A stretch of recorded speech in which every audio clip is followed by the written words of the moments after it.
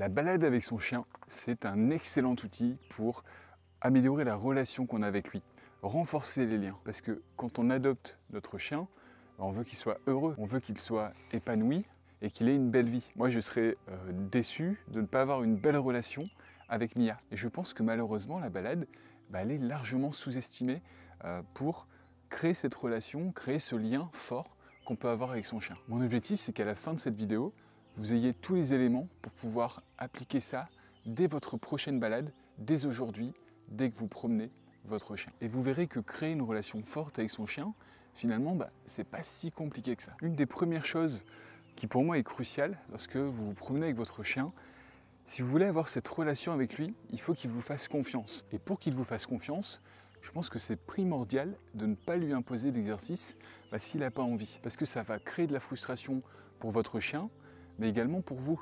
Si votre chien il est fatigué parce que vous lui avez proposé des séances qui sont trop longues, des séances d'1 heure, c'est beaucoup trop long pour un chien, et moi je préfère utiliser la balade pour lui proposer des séances pendant toute la balade. Donc en fin de compte, notre séance d'entraînement, elle démarre dès qu'on rentre dans la forêt, dès qu'on rentre dans le lieu de randonnée, et la séance se termine à la fin. Mais Mia ne s'en rend pas compte, parce que tout ça, c'est du jeu. Et le jeu, on le sait que ça renforce le lien qu'on a ensemble.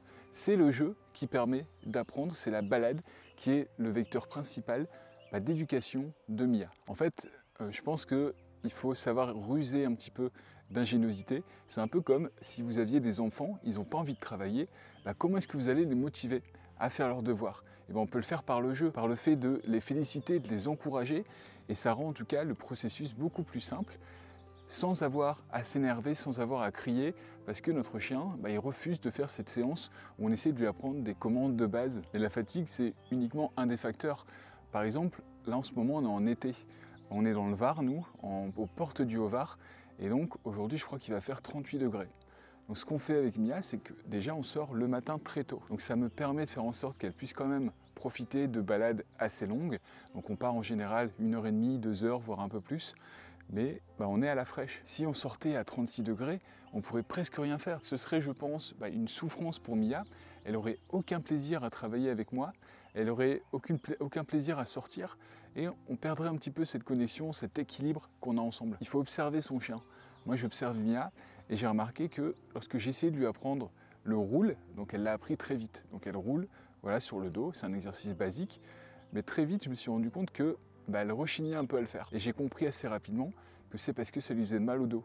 Donc je ne demande plus à Mia de faire cet exercice, ou alors je le fais s'il y a des herbes hautes, avec de l'herbe fraîche, où ça lui fait un peu un coussin et elle se fera pas mal au dos. Mais je ne lui impose pas l'exercice, parce que je sais que c'est quelque chose qui lui fait mal, qu'elle n'aime pas. Et ce serait dommage de lui imposer quelque chose qui en plus ne sert pas à grand chose. Il y a des exercices de base qui vont nous servir vraiment dans la vie de tous les jours, et il y a des exercices qui viennent alimenter un petit peu la palette de compétences de nos chiens pour renforcer son attention, pour que ça le développe et ça le stimule mentalement.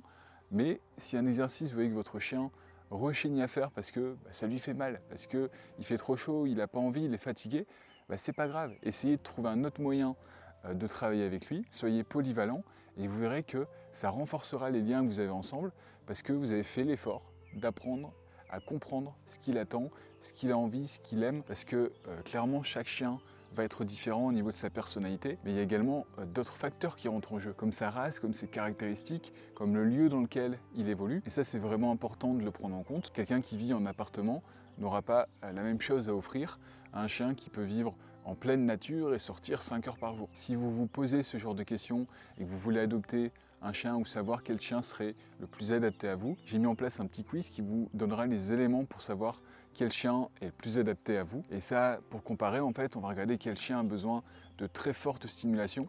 Par exemple, Mia, c'est un chien de travail, elle a besoin de stimulation, elle a besoin de travailler mentalement, et elle s'ennuierait à mourir si on ne travaillait pas un petit peu. Donc elle ne serait pas heureuse. Et dans ce quiz, on voit également l'implication que vous avez envie de donner à votre chien, l'aspect taille, mais également le style de vie que vous avez et qui pourrait lui correspondre ou non. Si ça vous intéresse, vous le trouverez en description de la vidéo. Et si votre chien, vous sentez qu'il s'ennuie un petit peu, c'est peut-être que vous n'êtes pas assez polyvalent dans votre manière de travailler avec lui. Mia, elle peut très vite s'ennuyer. Et c'est pour ça que j'essaie de multiplier un maximum nos sources de travail. Je vous l'ai dit, j'essaie d'utiliser la balade comme un outil global dans son éducation pour travailler dans plein de contextes différents, mais je vais également travailler à la maison. Chaque contexte différent est pour moi une occasion de lui faire travailler quelque chose. Et surtout, j'essaie toujours de surjouer les félicitations, de vraiment lui montrer que c'est super ce qu'elle fait et d'être toujours positif. Sur Chanticana, on est clairement sur une vision de l'importance de l'éducation positive parce que je pense que c'est celle qui a le plus de vertus, qui va fonctionner le plus efficacement sur le long terme et qui va en plus ne pas casser le lien qu'on a ensemble. Parce que si vous criez, peut-être que votre chien il va réagir plus vite, mais en fait, sur le long terme, il obéira moins et en plus, il aura plus cette confiance envers vous. Alors qu'un chien qui a confiance en vous, il va avoir envie de vous faire plaisir, il va avoir envie de travailler avec vous et sera toujours motivé à faire quelque chose. Ensuite, une autre astuce que j'utilise pour renforcer les liens avec mon chien, c'est de créer une routine lorsque je pars me balader avec elle. Et vous verrez qu'au centre de cette routine, je place vraiment de manière importante les moments calmes. Et pourquoi les moments calmes, ils sont ultra importants dans la routine? Parce qu'en fait, c'est le moment où on va arrêter un petit peu toutes les surstimulations. Il va y avoir le niveau d'énergie qui va baisser un petit peu. Et là, on va pouvoir se poser avec son chien, même si c'est 5 minutes, se poser à côté de lui, le caresser, avoir ce moment câlin. On va essayer de parler d'une voix très calme pour le rassurer. Et cette voix calme, on peut l'utiliser pendant ces moments un peu de baisse d'énergie, de repos, mais également dans tous les contextes de la balade. On peut l'utiliser pendant les jeux, pendant les moments câlins, pendant les moments d'exercice. Je pense vraiment que ça va rassurer votre chien. Et moi, ça a largement augmenté cette connexion que je peux avoir avec Mia. Ensuite, pour avoir un lien fort avec son chien, je pense que le jeu est également un des éléments fondateurs. C'est-à-dire qu'il faut jouer avec son chien, il faut partager des moments avec lui, que ce soit avoir des moments de folie, faire la bagarre, jouer au frisbee, à la balle. Pour moi, chaque occasion de jouer, c'est aussi un moyen de me rapprocher de Mia. Mais il faut garder un équilibre entre le calme, le jeu, parce qu'on n'est pas là uniquement pour jouer et on est là également pour partager des moments ensemble. C'est pour ça que ce que vous pouvez faire, c'est essayer de garder votre chien qui est focus sur vous, qui vous regarde dans les yeux et le récompenser lorsqu'il vous regarde dans les yeux. Pourquoi? Parce que le fait d'avoir un eye contact avec notre chien, lorsque vous vous regardez dans les yeux, il y a une réaction chimique qui se passe dans le cerveau et cette réaction qui se passe dans les deux cerveaux vont améliorer, vont augmenter la relation que vous avez ensemble. Donc ce que vous pouvez faire, c'est lorsque vous vous baladez avec votre chien, vous avez plein d'options. Vous pouvez la féliciter votre chien lorsqu'il revient vers vous. Là par exemple, Mia me regarde, bravo. Voilà. Une astuce, c'est vous avez votre croquette, vous allez faire bouger cette croquette, vous voyez Mia est fixée dessus. Mais à un moment donné, elle va me regarder. Et là, bravo, elle m'a regardé, je la félicite et je lui donne la croquette. On a ce système de eye contact, elle comprend qu'elle est récompensée lorsqu'elle vous regarde et du coup elle le fera de plus en plus souvent.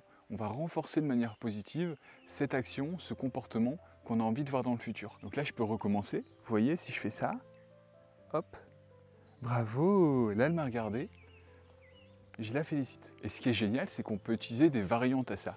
Donc ce que je peux faire, c'est que pendant la balade, je vais simplement appeler Mia et la récompenser quand elle revient vers moi. Mia. Oui, c'est bien. Vous voyez là, j'ai simplement dit son prénom, elle est revenue vers moi et je la félicite. Et je peux faire ça pendant toute la balade, régulièrement. Je vais renforcer déjà le fait qu'elle se rapproche de moi, donc ce qui est génial. Et en plus de ça, je vais augmenter le lien qu'on a ensemble. Et comme on le dit presque à chaque vidéo, vous n'êtes pas obligé de récompenser avec une friandise à chaque fois. Vous pouvez utiliser le principe du jackpot dont on parle dans mon guide sur le clicker training et récompenser uniquement de temps en temps. Votre chien ne saura pas quand la friandise arrive et du coup, il aura un petit peu cette addiction de toujours vouloir venir pour voir si cette fois il sera récompensé. Et le reste du temps, vous simplement vous félicitez oralement et vous donnez de l'énergie, vous lui donnez des félicitations pour qu'il soit content. Et je voulais également vous donner en bonus les conseils de ma conjointe. Parce que la relation que j'ai avec Mia, c'est pas exactement la même que celle que ma conjointe a créée avec elle. Du coup, je lui ai demandé quels étaient ses conseils, quelles étaient ses astuces pour que Mia passe autant de temps avec elle, autant de temps à faire des câlins, à dormir avec elle lorsqu'on est sur le canapé en train de regarder un film. Et elle m'a donné des astuces que même moi je compte réutiliser dans le futur avec Mia. Je me suis fait des petites notes pour voir ce qu'elle m'avait conseillé de faire. La première astuce qu'elle utilise, qui n'est pas bête, c'est de lui parler.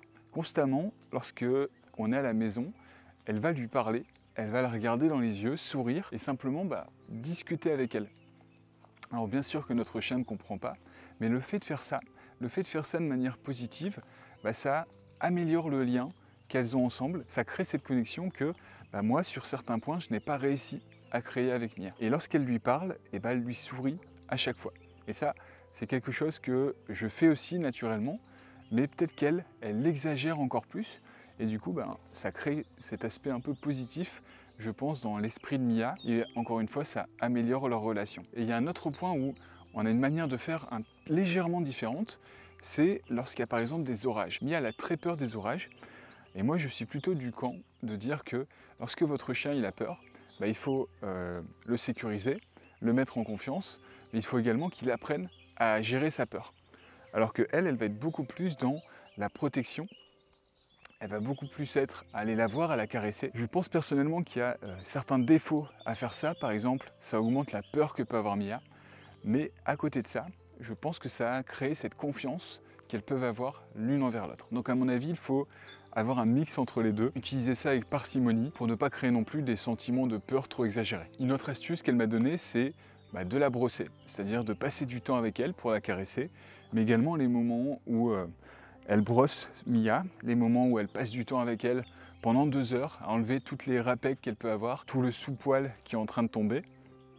Et c'est encore une fois des moments passés ensemble où on améliore cette relation. Et en dernier point, ma compagne était très malade il y a quelques années et depuis, elle ressent en fait cette impression que la connexion avec Mia est beaucoup plus forte parce qu'à l'époque, Mia l'a beaucoup aidée. Parce que quand on passe plusieurs mois enfermés à la maison sans pouvoir marcher, le fait d'avoir nos chiens qui sont là et qui sont un vrai soutien, forcément ça renforce cette connexion, cette confiance qu'on peut avoir ensemble. Mia l'a aidé à réapprendre à marcher et en fait je pense vraiment que nos chiens, et c'est pour ça que j'adore les chiens, ils nous comprennent, ils ont beaucoup plus d'empathie qu'on ne le pense, ils ont beaucoup plus cette connexion avec nous qu'on ne le pense et en fait si on ne l'a pas, c'est parce qu'on n'essaie pas assez de les comprendre et qu'on manque, je pense, d'observation. Mia, lorsque ma conjointe était malade, elle la suivait partout, elle ne la lâchait pas d'une semelle et je pense que c'est dans leur nature d'être un soutien pour nous, surtout lorsqu'on a créé cette relation ensemble et ça on l'oublie parfois. Parfois on a cette idée qu'on est là nous uniquement pour protéger notre chien, pour lui dire quoi faire, pour lui dire comment le faire, mais en fin de compte c'est une relation qui est bilatérale. Ça ne doit pas aller que dans un canal. Je pense qu'il faut qu'on laisse parfois nos chiens pouvoir s'exprimer, qu'on essaie de les comprendre et ils peuvent nous apporter bien plus que ce qu'on pense. Donc je vous remercie d'avoir regardé cette vidéo. Merci à tous pour votre soutien. Si la vidéo vous a plu, n'hésitez pas à la liker, voire à la commenter et à donner, est-ce que vous avez des astuces vous pour augmenter cette connexion avec votre chien? Et moi je vous dis à dans 2 jours pour la prochaine vidéo. Merci, au revoir.